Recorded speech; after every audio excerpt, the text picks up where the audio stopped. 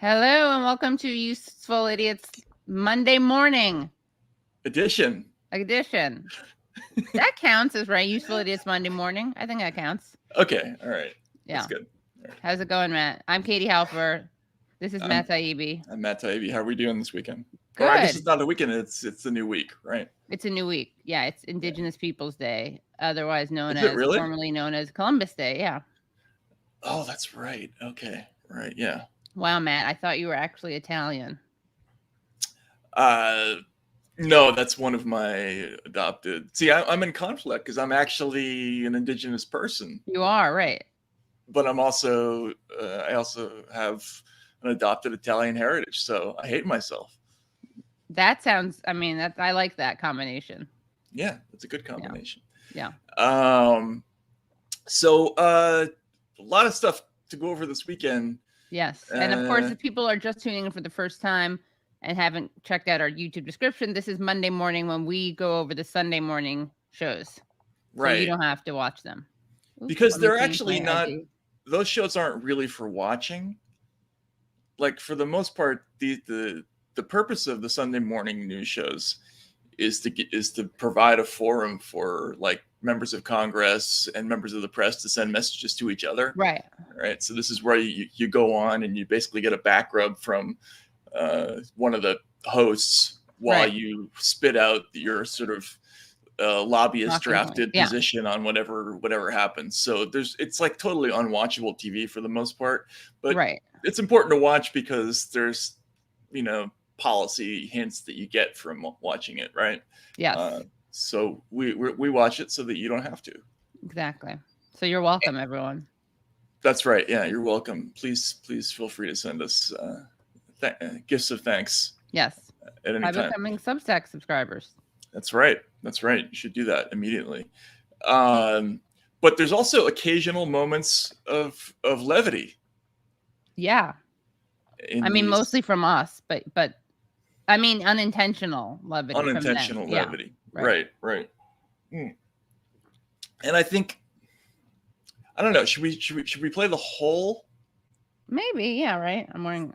I just noticed my mug has my dad's name on it, so don't get confused. I'm not James Halper. Oh, right. Okay. See, you didn't have a decision you wanted to announce or anything. I said that daughter of James Halper. Yeah. Okay. Someone gave it to him as a gift. Yeah. All right. So the first thing is Brian Stelter on Reliable Sources yesterday had a lot of things that he wanted to get off his chest, and I guess we should just roll the whole thing because it's kind of hard to explain what he's talking about. Let's just do it. Whenever anyone asks me about trust in media, I try to ask, what do they mean by media? Because everyone is a member of the media now. The media includes the New York Times and also a no-name blogger. So let me propose to you a different way to think about trust in media. Reporters versus repeaters. This brand new research by Gallup says American trust in the mass media is at its lowest point since 2016 and near a record low overall.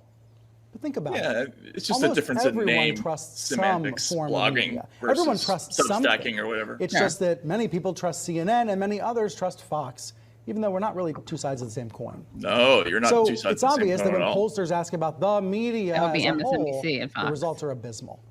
And that is in large part due to Republican sentiment that you see on your screen here. So you see these lines diverge over time. The blue line much, much higher than the red line. Republican trust in mass media is at rock bottom lows. And yet, Fox's ratings are high and Fox's stars are beloved. So there is trust there. But the chasm, the canyon between Democrats and Republicans is critical to understand. Democrats say they generally trust mainline news sources. Republicans say they do not. The space between them is Grand Canyon-sized. And as Matt Gertz of the Liberal Media Matters Matt, can you refresh? Sorry, Wilson, can you refresh your connection or whatever? We got it. For this one, we just have to we can't have the lag. I'm gonna buy both of you. Well, you can't do. I'm gonna buy you a what is it? A mesh network, Matt. Okay. And I'm going to buy Wilson an Ethernet cord. We got to just go over that same moment. Let's just go straight to like 105 there. Okay, yeah. And all right. Because the graphic is really important. You know, anyone asked me about. Okay, great. Yeah, let's start at 1 minute. Yeah, there we go. Yeah. Fox's ratings are high and Fox's stars are beloved. So there is trust there. But the chasm, the canyon between Democrats and Republicans is critical to understand. Democrats say they generally trust mainline news sources. Republicans say they do not. I know. There's another chasm. Is Grand Canyon sized. And as Matt Gertz of the liberal Media Matters noted, the thing about that partisan spirit is that it means that negative press. You want to start on this? Well, I mean, there is, not to sound like a snob, but there is the whole chasm thing, which is a mispronunciation. Normally, I'm very much against mocking people's pronunciation. Yeah, like maybe once in a blue moon, like if somebody's particularly obnoxious on Twitter, like I'll do the grammar thing, you know. Like if someone's gonna call you stupid and then spell stupid wrong, you can point it out, right? Yeah. I assume usually it's actually they say you're stupid, but they do the you're incorrectly, right? Right. Yeah. Like you can't make the your mistake. Yeah. If you're gonna call someone if you're stupid. dissing someone, right? Exactly. Yeah. Like you're stupid. Right. Y-O-U-R. Yeah. Like I mean, like you gotta be slapped down for that. Yeah. But you know, in terms of being going after somebody like a professional media person, like I don't know how like this is not a mistake that I know how I don't know how this happens, you know? Like how does a person reach that age? Well, first of all, should we just also why I mean they really need they ran out of B-roll. They had to have a Grand Canyon or Grand Chasm.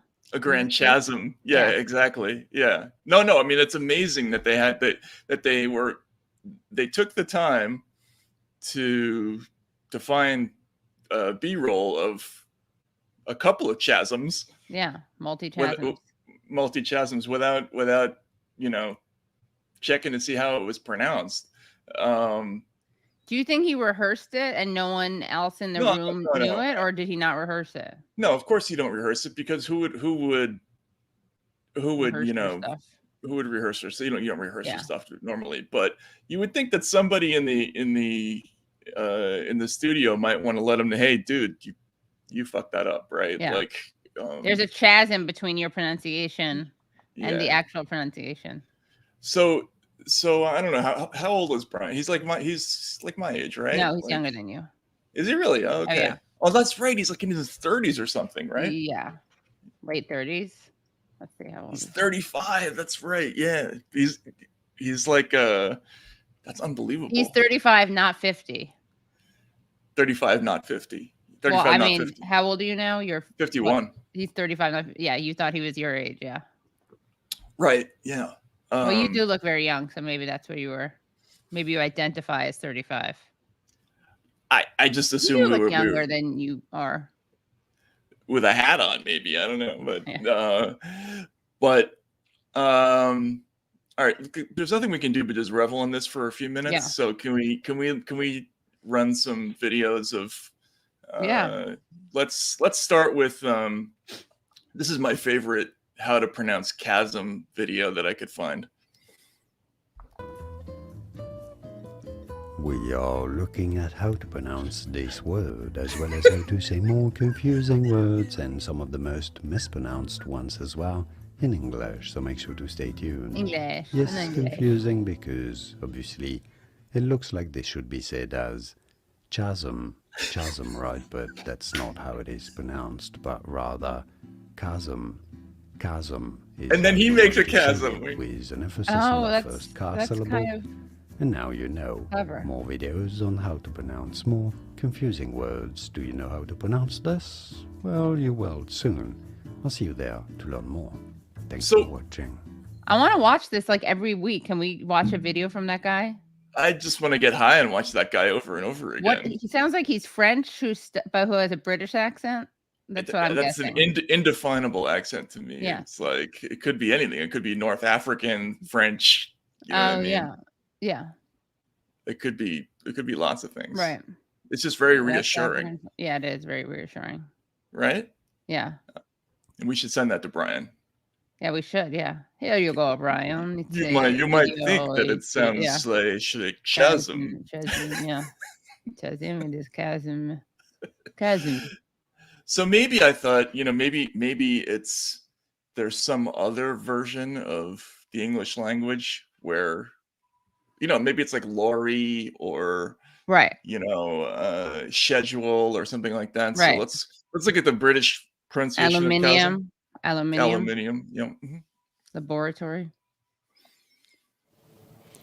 Chasm. Chasm. That's British. Yeah. Let's go for the American. Well, we should try it next time. Australian, Irish, Scottish.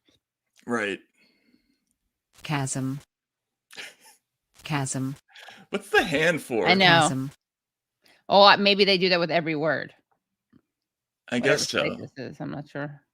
It's like they're levitating the word though. It's like a David Blaine trick. Yeah. Right? Here, if you look at it from behind, it looks like chasm is lifting off the hand. Right. But if you look at it from the front, it looks like chasm. Yeah. Right. This woman seems very happy about chasm being word of the day. Chasm is the word of the day. And unlike other words we've talked about, this is always chasm.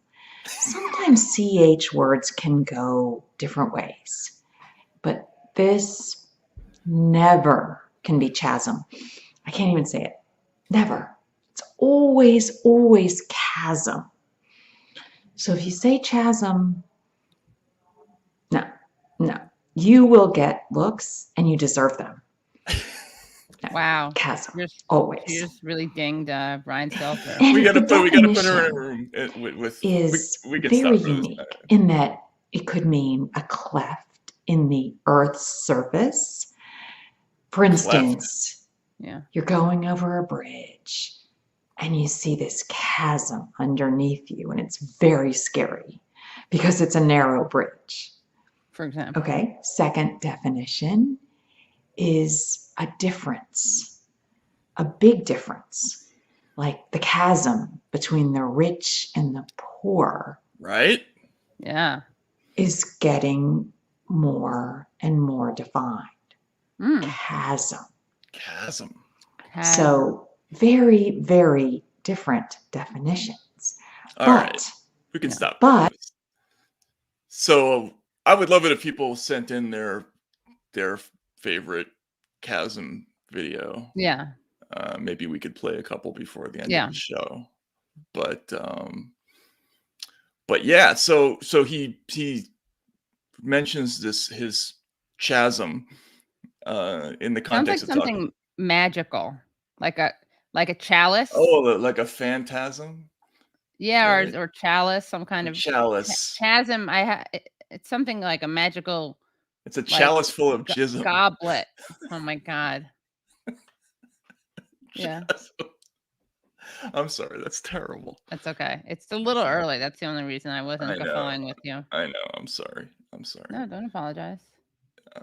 I'm having an orgasm with this exercise. Oh, there you go. Yeah. So yeah, that's the chalice. What else has asm at the end of it? Spasm, yeah. Orgasm. Asthma. Phantasmagorical, right? It's got that little. Yeah. I have a goblet. I think it's a goblet in my head. A goblet. Yeah. Chasm. It's like a chasm. That's all. Indiana Jones and the quest for the holy chasm. Yeah. Right? Mm-hmm. Yeah. No, that would work. That would be a good concept. I like to hear the pitch for that movie. So he's talking about the chasm of trust. Mm-hmm. between people. And this is a pretty common argument, by the way, from folks of the CNN ilk, who often say that, oh, if you look at those numbers, the mistrust in media numbers, actually what they show is that like Republicans don't trust the media at all. And there are still relatively high levels of trust with Democrats. That was the point of the graph that he was showing earlier. But the trust is going down with all three groups: Democrats, Independents, and Republicans. It's gone substantially down with Republicans, and the sort of, if you look at below the numbers, this is from a Pew survey that he's looking at, like they're really not good. Like even the overall numbers for, do you think the media is a beneficial part of society overall? Like the numbers are in the 30s, for the entire population. Oh. So it's, we're like drifting down towards where Congress is, or Wow. below that, and they're in this mode where they just can't talk about the fact that people don't trust the media because it screws up. Yeah, it has to be for some other reason. Right, yeah, or the the viewers of other stations are mistaken, and they should trust us more. But I don't know. I mean, we've gone over this territory before, but it just drives me a little bit crazy, because You'd like it's to see more soul searching on the part of the media. Well, you just as a professional communicator, when people don't believe you, it's your fault, like automatically. Yeah. Like it's your job to convince people. When people stop believing what you say, it's because of something. Now, it might be because they're insane, but it's kind of your job to figure out their insanity and reach it anyway. You know what I mean? I mean, if you're a rhetorician, you got to find a way to reach people. And they've consistently taken this position that declining trust in media is not our fault, even though we're the media. People like Margaret Sullivan, who's the big media critic for the Post. Right. They've done these anthropological expeditions out into the people and discovered that the people are just stupid, and it's their fault. Right. So this is the position that they've taken. Sparky wants to remind us of the 1996 Telecom Act. Right. What, in the sense that it caused a higher concentration of media, that there's less of it in each, that you have fewer newspapers in each market, or when is Jacob coming back? That's a good question. Yeah. Yeah, Sparky, tell us what you want us to emphasize from that, unless Matt just got it already, in which case, thank you. I don't know. Do you have any other thoughts about that? No, just the chasm between where media trust is now and where it's been in the past. When's the last time it was actually high? So it's funny, because if you look at the graph, back in 2016, the numbers for Democrats were far lower, right? So the sort of nadir of trust in media among people who vote Democratic, the Ralph Nadir, yeah, exactly, was in 2016. And then it skyrocketed up in 2016 and 2017. Sort of during the whole Russiagate period, there was this explosion in consumption of and trust in media among blue state audiences. Then it started to go the other way, even among Democrats, like in 2020 or late 2019, 2020. You could attribute that to a number of things. I think a lot of the Bernie voters had had serious issues with, like, remember the Elizabeth Warren story, Yep. right? That She whole lied. thing. Yeah. Yeah. And the way that how obvious it was that, like, CNN, for instance, during that debate, like they clearly Yes. Oh my uh God. so that was a bad moment. What do you feel like when Senator Warren, when Bernie Sanders said to you, "A woman can never Right. be president," after he explained he hadn't said that or claimed? Right. Yeah. Started So, coming back with it allowed unfettered news industry consolidation. right. Yeah. Yeah, and well, look, this is all a piece of some things where we're going to talk about another wing of that problem in a little bit, but yeah, there are the CNNs, MSNBCs, and Foxes of the world have kind of a greater share of the news landscape on the internet, as a result of higher concentration. But it's also been more atomized in the sense of, like, there's more independent actors, so I think it's more trust in corporate media that's gone down. Yeah. So Right. And then a lot of people who don't trust corporate media have a lot of trust in the independent alternative media that they turn right, to. right, Or yeah, people exactly. just don't turn to anything at all, I guess. Right, exactly. So anyway, so what else we got? Someone just reminded us, by the way, of that moment. Where is it? Where that MSNBC viewer. Sorry, I missed it. Do you remember this? An MSNBC viewer during like some town hall. Oh, yeah, that was with Mede. No, Melber.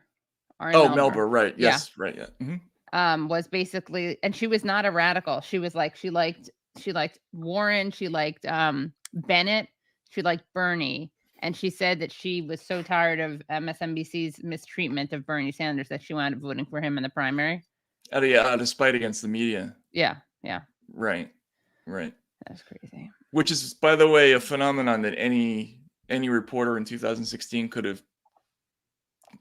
said. Like, if you entered anybody in Trump's crowds or Sanders's crowds, like, the media was like one of the first 2 or 3 things that people always brought up in interviews, and yet magically it didn't appear in most campaign stories, right? Or if it did, it was always presented as this, like, weird irrational thing. Yeah. That Trumpian. So, also, it was always a Trumpian thing. Like, you right. couldn't have mistrust in media from the left. Right. Yeah, exactly. Or if you did, that's right. Yeah. Like, remember when Bernie had that whole showdown with the Washington Post in the summer of 2019, and everyone's like, oh, he's echoing Trumpian themes, and so here's a question: will the media get better anytime soon? If so, how? Or is it just up to independent journalists for the people to seek out? I don't know. So go ahead.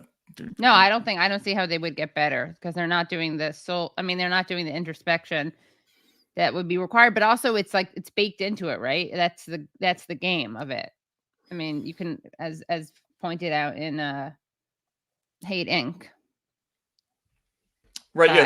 Their whole business model is to avoid the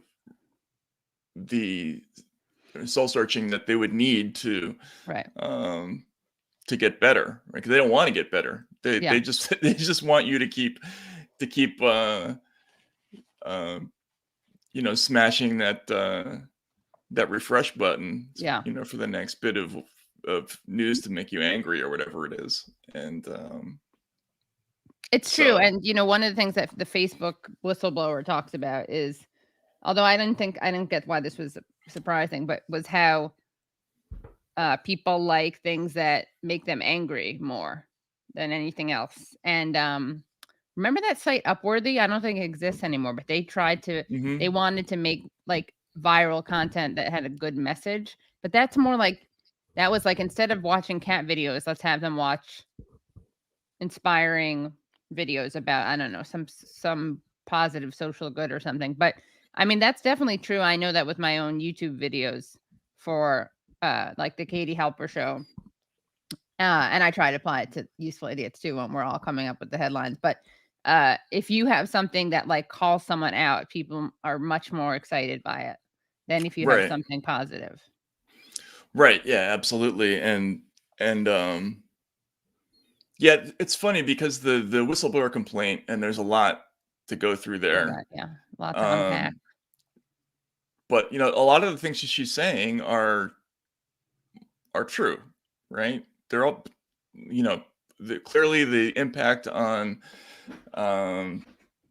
probably teenagers, people who are at risk for suicide, depression, all these things. It's all going to get worse if you're on social media. Yeah.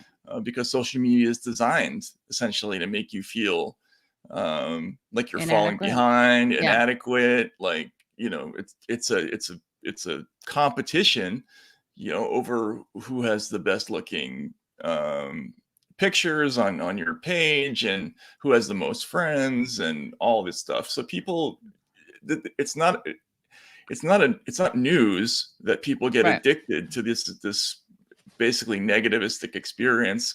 And it's kind of long been known that certain kinds of media are destructive to children, right? Yeah. So that's why the United States has always kind of been behind other countries. There are other countries that prevented, for instance, advertising to kids. Yeah. Because, well, for a variety of reasons, right? Like it creates a new anxieties in children. And Joe Camel. Right. Well, Joe Camel, yeah, that's a particularly bad one. Also because he looked like a penis. Right. That too. Right. Yes. That was for Camel cigarettes. But this is the idea that it's addictive, that we're addicted to outrage, that makes us hate each other, that it sows division, and that the company knows this, and that the company hides this from the public. Well, duh, you know. I mean, I guess there's some other issues about lying to the shareholders about certain things, and I don't know. I mean, Facebook clearly has done research, and they're clearly, I think all these companies are aware that there's an addictive aspect to what they, okay. Right. 96 Telecom Act also removed logistical barriers between telecom companies and government that previously cut down amount of warrantless surveillance. I didn't know that. Like FISA surveillance? I don't know. But was life-changing for me. Griftopia too. But do you guys feel that people aren't willing to seek out traditional mainstream media as their hope for the public? I think people, you don't think there's hope? No, not really. What do you think? I think there's a lot of money to be made in producing a trustworthy product, so somebody will. And the problem with these companies is that they've got tunnel vision in terms of, it's sort of like the financial services industry. They're so addicted to short-term thinking that they can't think about the big picture, which is that, yes, you can make a lot of money selling crap subprime mortgages in the next 6 months, but long term those instruments are going to blow up and you're going to lose money doing that, right? Yeah. So in the media business, like, trust is the commodity that makes or breaks your right. Is the chasm between Brian Stelter and journalism getting wider? There's a joke to be made there. I don't know. Do you want to go there? I don't know. No, I don't think. Okay. I don't know. Yeah, I don't think we shouldn't do that. But yeah, no. Look, obviously, long term, you want to be building trust with your audience, but they can't do that because that goes completely against their current business model. So, right. But I think somebody else will do it. Yeah, that's what we're doing here. Right, we're trying to do it, and we're gonna get you guys merch soon enough. I would say within let's see, within a few months. Definitely by a few months. Hopefully shorter than that. But yeah, you will have merch. There will be merch. Oh yes, there will be. There will be merch. There will be merch. No. All right, should we move on what happened to ooh. Ah, hold on. Katie, this is like one of those science fiction movies where like people. Wilson, what was that movie? Was it called The Net, where people got swallowed up by some sort of dark force that was Swallowed by what? What was the movie where people were sort of swallowed up by like the screen? There was like a white noise type. Oh, I know what you're talking about. I don't know the movie. It reminds me of Black Mirror, like getting blocked in, what was that episode? Do you ever watch that show, White Christmas? No. That's when you can block people in real life, and you see them, and so they just get kind of read out or blacked out, and you can't see them, and it just looks like that fuzzy. It's kind of scary. That's really interesting. So you can just sort of block people in there and in yeah, and so it real goes space through your actual eyes, and you can't see them or hear them, and so they're blocked. And so can that's they see basically and what hear we did you? with Katie. Nope. That's really great. You think that'll happen? It's pretty scary. Yeah. And then yeah. the one guy does something bad, so he gets punished by the government, and he has everybody blocked, and so just the world is just those people for him.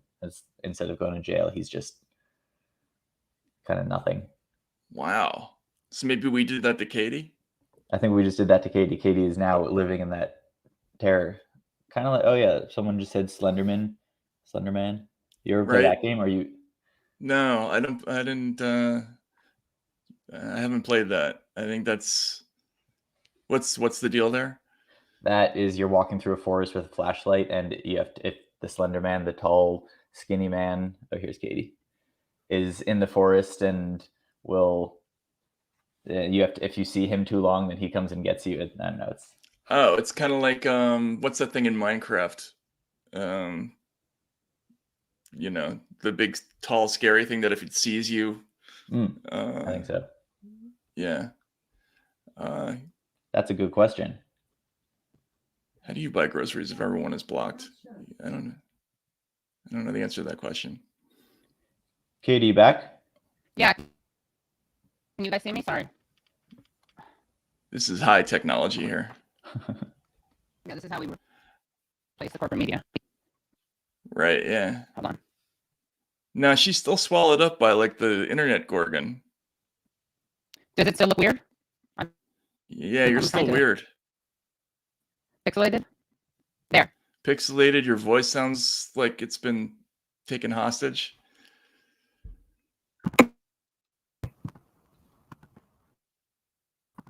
Katie's in the chasm. I know. What is going on? I am in the chasm. Hold on. I'm closing other windows. Yeah, I think you got to disappear and come back again. All right. In the meantime, I think we should look at. Let's just look at Wilson. Let's roll Chuck Todd v. Nick Clegg on the Facebook whistleblower issue.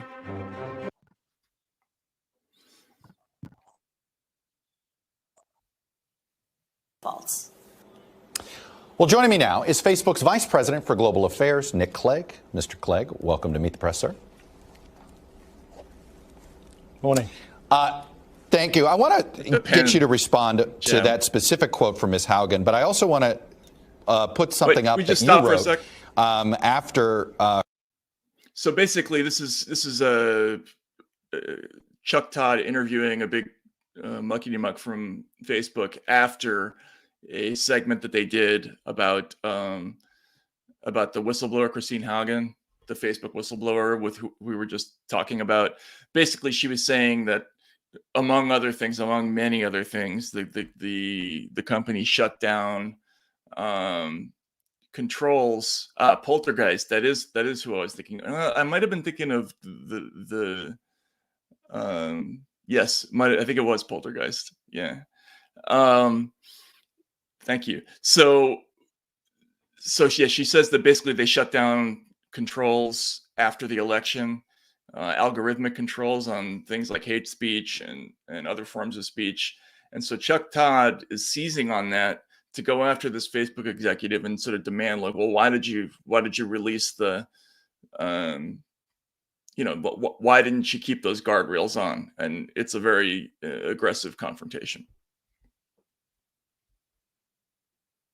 Her initial 60 Minutes appearance, she said, this is also why the suggestion that is sometimes made that the violent insurrection on January 6th would not have occurred if it was not for social media is so misleading. Mature democracies in which social media use is widespread hold elections all the time. For instance, Germany's election last week, now 2 weeks ago, without the disfiguring presence of violence. I understand why you wrote that sentence, Mr. Clegg, but why put in the safeguards before the election if you guys at Facebook didn't think you had a role in potentially inciting folks? So just for folk who don't sort of follow this very closely, what we did in the run-up to the election was we put in, obviously, because it was an exceptional election happening at a time of a pandemic, the obviously very stark polarization in this country, we put in a number of exceptional measures. It's simply not true to say that we lifted those measures immediately. We, in fact, kept the vast majority of them right through to the inauguration, and we've kept some in place permanently. So, for instance, we permanently now don't recommend civic and political groups to people. But it's worth remembering what those exceptional measures are sort of like. It's a bit like closing all the highways and roads in a town because of a temporary one-off problem in one neighbourhood.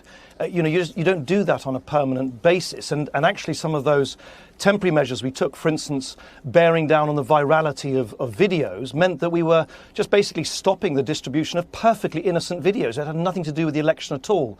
So it was a mixture of permanent measures, measures which were one-off, which had to really sort of meet the moment for the elections. We did keep them up right through to the inauguration. It's not true to say that we immediately lifted them all. And actually, we're now going even further. So one of the things that we have heard from users, both in the US and around the world, since the election is that people want to see, if you like, more friends, sort of less grunting. Politics. So we've actually been looking and testing ways in which we can reduce the presence of politics on people's Facebook experiences. So I hope that's useful context from what we did and what we didn't do and what we're doing going forward. Well, why did you lift any of them, any of those procedures, considering what former President Trump was doing and saying and acting at the time? I mean, he was a fire hose of misinformation. So why roll back any of those security provisions? And you clearly rolled back some. You want to dispute that you didn't roll them all back. That's fine with me. Why'd you roll back any of them? Chuck is setting up a question. Because some of them were very, very blunt tools, which were basically scooping up a lot of entirely innocent, legitimate, legal, playful, enjoyable content. And we did that very exceptionally. It's a bit like sort of throwing a blanket over the whole platform. We just simply let perfectly normal content just circulate less on our platform. And that's something we did because of the exceptional circumstances. I think it shows how sort of precautionary and responsible we were trying to be at the time. As you will also remember, we stopped running any new political ads for a week in the run-up to the election. We labelled huge amounts of content, including content from Donald Trump. Of course, subsequently, we've said that Donald Trump is not able to use our platform for at least 2 years. So I don't think anyone can claim we haven't taken a lot of exceptional measures to meet those very exceptional circumstances. I want to get to the issue of labeling misinformation. Why are you still allow the misinformers to get their information up? Shouldn't there be just a flat policy? If you're a known misinformer, whether it's on COVID, death penalty, or the election, whether it's 1 strike, 2 strikes, 3 strikes, maybe you can decide how many times you intentionally misinform. Throw them off. I mean, you guys seem to always want to find a way to keep these folks on. How does a warning label help? Keeps the misinformation out there. Sure. So I mean, the first thing to say is, of course, if someone keeps saying things which leads to... We can kind of stop there. I don't know where Katie is.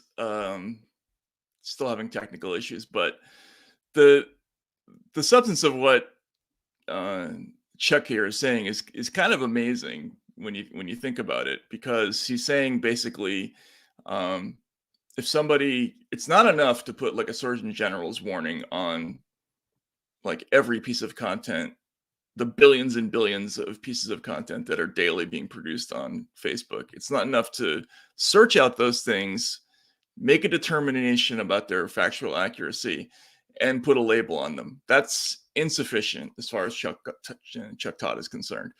He wants a policy, and by the way, there already is such a policy for some of these companies, like YouTube has a 3 strikes policy involving other types of issues, but it's a similar kind of thing to what he's talking about. But basically, he's saying any entity or outlet that's caught serially misinforming should get a permanent sort of lifetime ban from Facebook, which is one of the handful of media distributors in the country. So if you combine Facebook, Google, Twitter, and a few others, basically you're getting the lion's share of all media distribution in the country. So these are like sort of oligopolistic media distributors, and he wants lifetime permanent sort of death penalty bans for misinformation for those types of offenders. Except that every major media company in America would fall under that category. NBC just in the last year has had countless episodes of getting things extremely wrong, like misinforming the public in like some really egregious ways. I just did a cursory search and came up with some of the greatest hits from that experience. Maybe one that jumps out is the Ken Delanian repeat of CNN's misreport about the WikiLeaks story. Matt, if we could roll that one.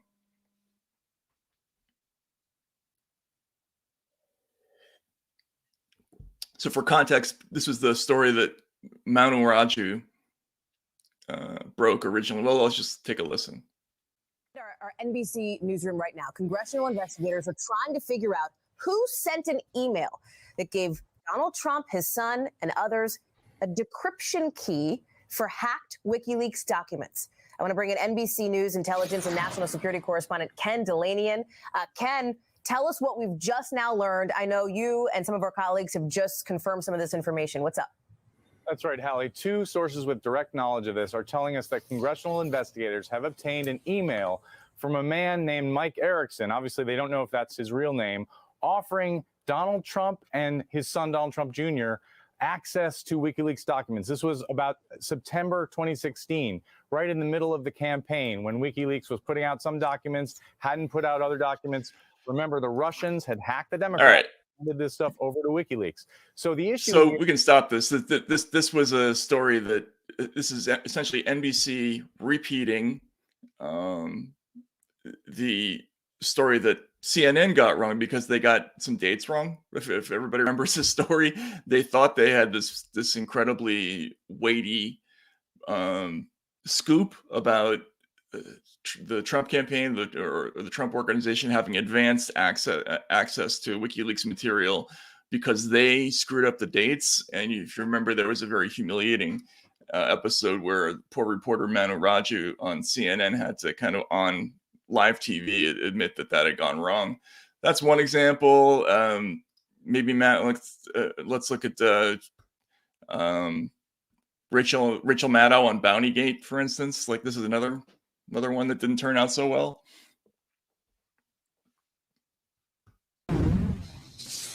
Since we've been on the air tonight, we've got some brand new reporting from the New York Times concerning this growing scandal about Russia offering Taliban-linked militants in Afghanistan bounty money to kill U.S. service members in that country. Here's the headline newly out from the Times right now. Quote, Afghan contractor handed out Russian cash to kill Americans, officials say. Times reporting tonight that an Afghan contractor who started as a lowly drug smuggler, a guy named Rahmatullah Azizi, stands as a central piece of a puzzle rocking Washington. He is named in American intelligence reports, confirmed by Afghan officials as a key middleman who for years handed out money from Russian military intelligence to reward Taliban-linked fighters for targeting American troops. Quote, as security agencies connected the dots of the bounty scheme and narrowed in on him, they carried out sweeping raids to arrest dozens of his relatives and associates. I don't know how Katie would But react they to this. discovered that Mr. Azizi had sneaked out of Afghanistan and was likely All right, so back we can in stop Russia. That one. And But then the last one I just wanted to show is just Joanne Reed on the recent ivermectin story, you know, which had to do with a local news report that I think just basically people got wrong, right? So there was a local news report where a doctor allegedly was saying that there were so many cases of people eating veterinary doses of ivermectin that they were lined up outside of hospitals and preventing gunshot victims from getting treated. So here's Joanne Reed reacting to that story.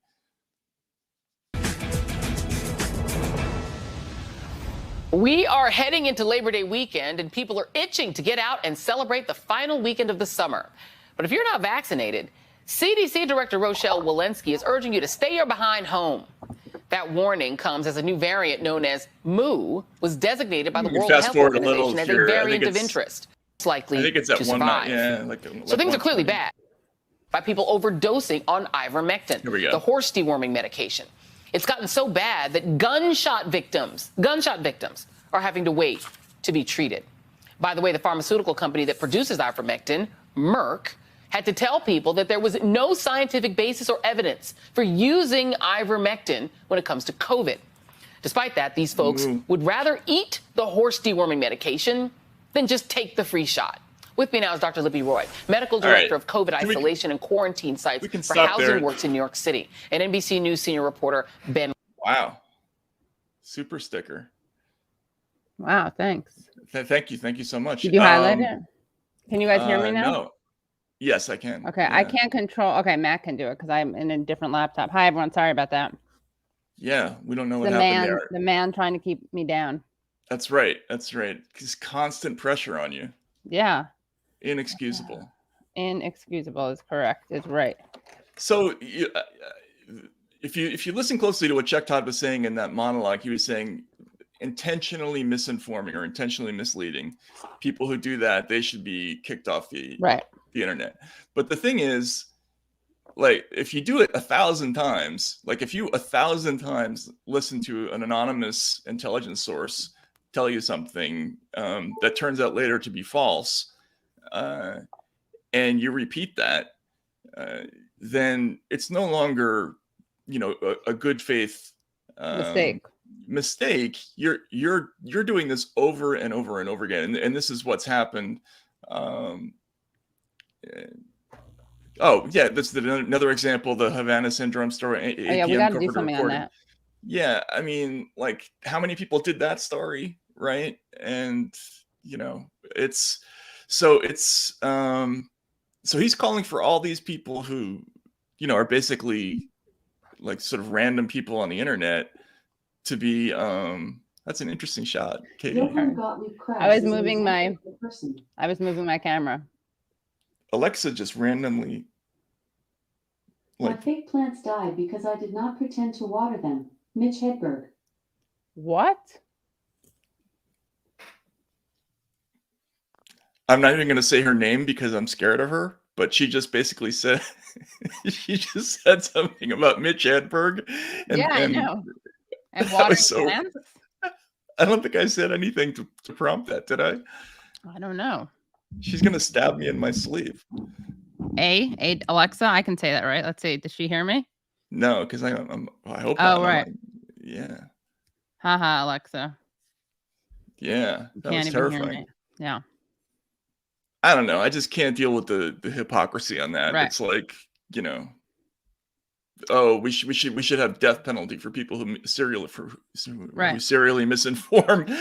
From MSNBC. Are you kidding me? Yeah, I know. Maybe they're suicidal, to extend that metaphor. It's just unbelievable. I mean, and this in conjunction with somebody wanting to know why there's a chasm. Trust. Right? It's like this is what drives people crazy about the news media. Like it used to be fairly well understood that the news media got stuff wrong. Like that's why we had a corrections page. Right. We weren't like ashamed. I mean, yes, we were ashamed of it, but Health, like it was, health is shame. yeah, it was like healthy shame. Like we're gonna get stuff wrong. Like the first day, as Charles Jaco said on our interview with him, the first day you do the reporting, you're gonna get stuff Right. wrong. It's gonna turn out to be wrong, and that's, you know, it's just a feature of the product, and so have some humility about like what you're reporting. Like, yeah, we don't think the COVID or originated in a lab leak, but we're not going to sit here and call you a jackass if you have some alternative theory because we know it all, right? Like that's what they did the whole first year. They said, you know, anybody who said you always, yeah, no, that's the point. What? I can't see He's that. because he must have come late to this broadcast. He thinks I'm pronouncing chasm Oh, he because, doesn't get it. right? Yeah. Yeah, you sorry, but that's on you. You showed your butt right there because we've been making this joke the whole time. Well, he came late to the show. It's I okay. know. Yeah. But yeah, no, we what people can't stand is this like know-it-all attitude. Like, we never make mistakes. It's your fault if you don't believe us. And incidentally, we're totally in favor of a monopolistic media distributor having life or death power over what your ability to try to communicate with other people on like an infinitesimally smaller scale. You know, Yeah. like our massively influential mistakes should be forgiven, but your you know, vastly smaller scale ones, they should get the death penalty. I don't know. It's crazy. Yeah. Did you want to do? We have a few minutes left. Did you want to get to the Jaffe thing? The Grisham thing. Yeah. What's the Jaffe thing? Something else? No. That's just my brain. Oh, okay. Grisham, sure. Let's do the Grisham. So I want to start with you explaining why viewers today should trust what you say in response to my questions, because you lay out in the book, you admit that you many times in Trump world, you're asked to misinform or perhaps lie on behalf of the boss. So you're doing a tell-all now. Why should we believe you?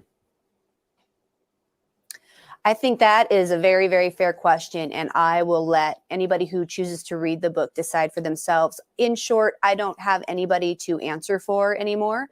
I had a lot of time to reflect. I really moved far, far away from the bubble of DC and had a long time to almost deprogram myself from what I went through and reflect on it. And I wanted to write it down. And I thought to myself, if I'm going to write a book, I want to write something that is just honest and brutal, and you know, I don't spare myself in there either, and I hope that people will just take that for what it's worth. So I'll just start with some of the things. Do you regret not resigning sooner? You waited till January 6th after seeing everything you saw for 4 years. You wait until January 6th. Some might argue the day everybody was wanting to run for the hills from Team Trump. Why did you wait so long? Right. Yeah, again, fair question. I did for about the last 6 months. I actually tried to resign a couple of times, and Mrs. Trump talked me out of it. And in fact, I had a resignation letter written out with some very specific points in it that I was ready to hand over at any moment. January 6th, of course, was my breaking point. And I was really proud that I was the first in the administration to resign. But absolutely, to answer your question, I do regret it. And I did try for a while before. And this, by the way, this book is called I'll Take Your Questions Now, What I Saw at the Trump White House. And it's by Stephanie Grisham. Who's like the 10,000th Trump official Yeah. to suddenly get religion and do a book deal. Right. Yeah. She became communications. She became press secretary and communications director, while at the same time acting as First Lady Melania Trump's communications director and eventually chief of staff. And she's the one who we talked about last week. Was it last week or the week before?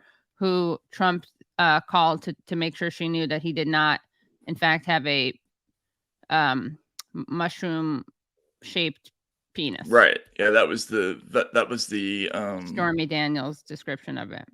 Right, but that was the top line revelation of the book that the company released to try to juice interest in the right in sales in the first week. Yeah. So yeah, you got another. What do you think part of that? that What do you think of the boss's wife? Not ate my homework. The boss's wife made me stay, or my boss. I guess Melania was her boss too. I guess it's just a point of information. I mean, certainly there are people who work in politics who hate their bosses and stick it out for a long time. But I just don't believe it in the case of a lot of these particular officials. They should donate their, since they're so anti-Trump now, and they are like part of the resistance, and they're regretful, they're remorseful. They should donate like at least half of the proceeds of their book to some organization that helps people who are, some Mexican immigration organization or something. Something like that. Yeah, that would make sense. Yeah, I think what happens with a lot of these ex-Trump officials is a lot of them have a lot of resentment toward sort of people in the DC bubble. Like the reason they got on with Trump in the first place is because they were, I don't know, for whatever reason they were sliding out of prominence. They didn't have a lot of opportunities open to them, so they signed on with Trump, and then things, for whatever reason, it became untenable with him. He also got rid of tons of people. He's like serially insecure about this stuff. Right. And a lot of these people realize that the only thing they have left to sell in the marketplace is like a betrayal of Trump to this same kind of DC bubble that they hate, so I don't know. I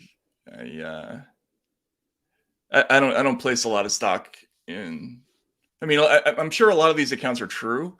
Yeah. It's just like it's more about the suddenly remorseful attitude. Like that's the part I don't really buy. Yeah. So much. My favorite of them all is Bolton. Oh my goodness. He's just the worst. He makes me watching the Trump v. Bolton feud makes me like the biggest Trump fan ever. Yeah, was that the worst one? Yeah. Well, he's the worst of all of them, I think.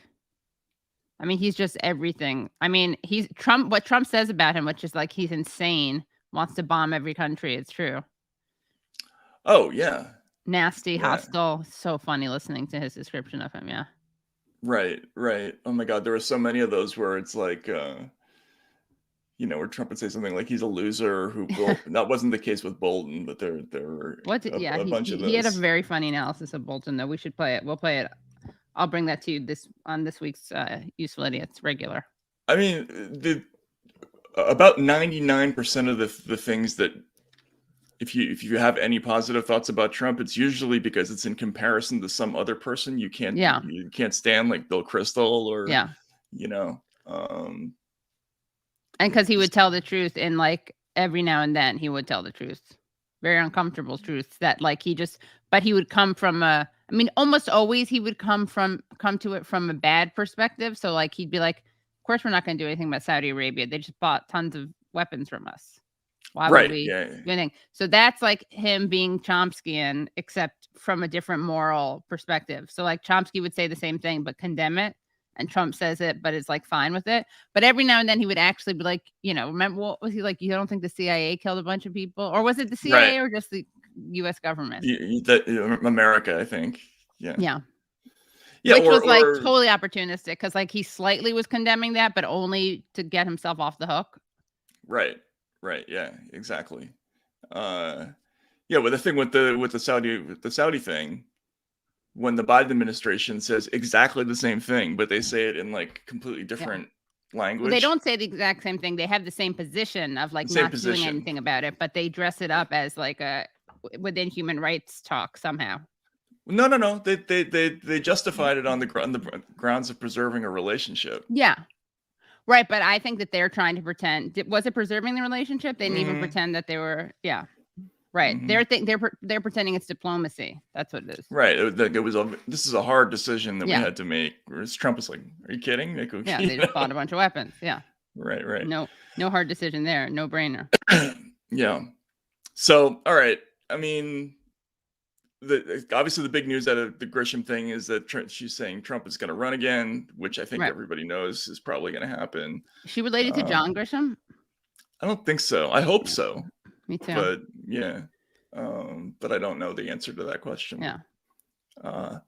Anyway, there was more stuff. A lot of the yesterday stuff had to do with the Facebook whistleblower, which is a big story for like 90 different reasons. But the corporate press loves all that stuff because they want everybody to be in favor of like greater controls on everybody else's speech but theirs. So right, like Chuck Todd made clear. Right, yeah, exactly. Like Chuck Todd made plain. Yeah, he that's made right. a plane. Making a plane with Chuck Todd. So all right. Well, we're gonna apologies for my tech stuff. That won't happen again. I think I have to get a new laptop. Yeah, but I kind of like the old-timey home feel of this live broadcast. Intimacy, yeah. Right. One of us will always be on here the whole time. Right, yeah, we hope. Yeah. Actually, we should prepare like a still shot of like a. Oh yeah, that's true. Right. Not even a still shot. It should be like video, like a. Right. Yeah. So like a nodding person. Yeah. We got to get the guy who says chasm. Oh yeah, with the indeterminate accent. Yeah. We got to watch also a clip of the foreign accent syndrome. Do you know about that? No. Oh my God, we have to watch that. It's amazing. It's a thing. What, like when it's when you have I don't want to give it away. I'll just say it seems like you have a foreign accent, but it's actually not fake. Okay. All right. I'll look it up. All right. Well, that was Useful Idiots Monday morning edition. So we will see you again later this week. Yes. All right. Bye, everyone. Thanks very much. Bye-bye. Wilson, you got to shut it off because I'm not logged in.